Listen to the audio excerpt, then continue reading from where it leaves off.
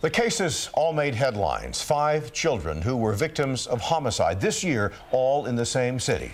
And the same small investigation unit inside the Layton Police Department has handled each case. Jennifer Stagg reports the cases have left a mark on these detectives. Yeah, Carol and Bruce, these detectives hoped they would never have a single case like this during their entire careers. And they believe it's their duty to fight for the innocent victims who are no longer able to fight for themselves. There's a saying in police work, sometimes you have to give up part of your soul to get into a suspect's soul. Then hopefully later on you get it back, your own soul. But I think on this case, a lot of us had to give that up and a lot of us didn't get it back.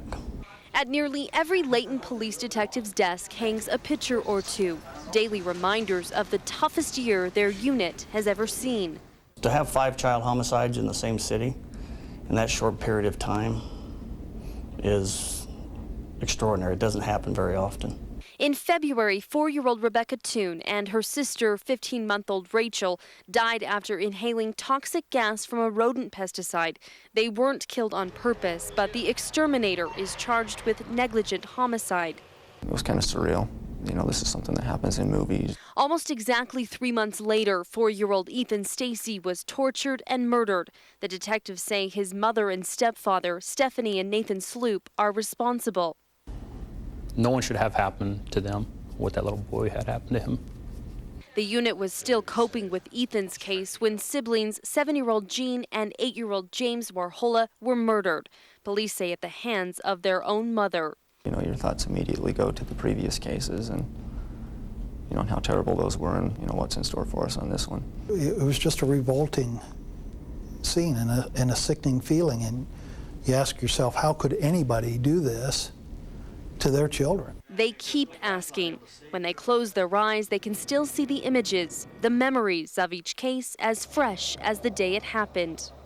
I've had dreams that little Ethan's walked up to me and smiled at me, and another one he rode by me on a bike and smiled, and then I've had dreams with the Sloops in them too. Well, I wouldn't call them dreams, I call them more nightmares. The detectives see each innocent victim whenever they look at their own children and grandchildren. The little faces, you know, you see those in your mind's eye constantly. There's just certain things with this job that you'll always remember.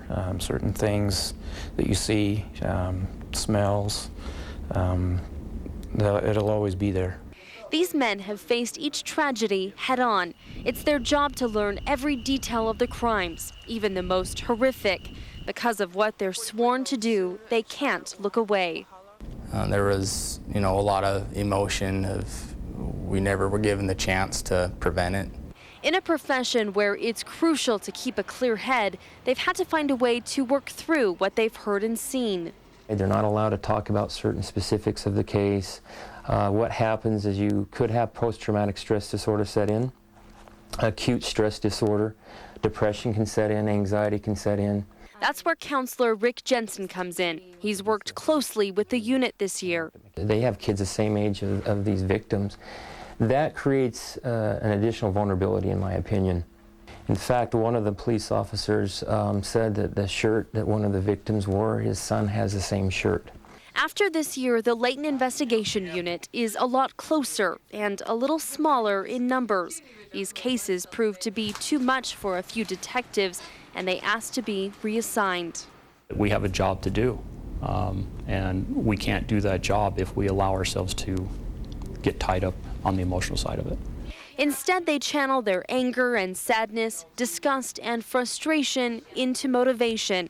They believe they are guardians, working hard to ensure justice. We feel an obligation to these kids.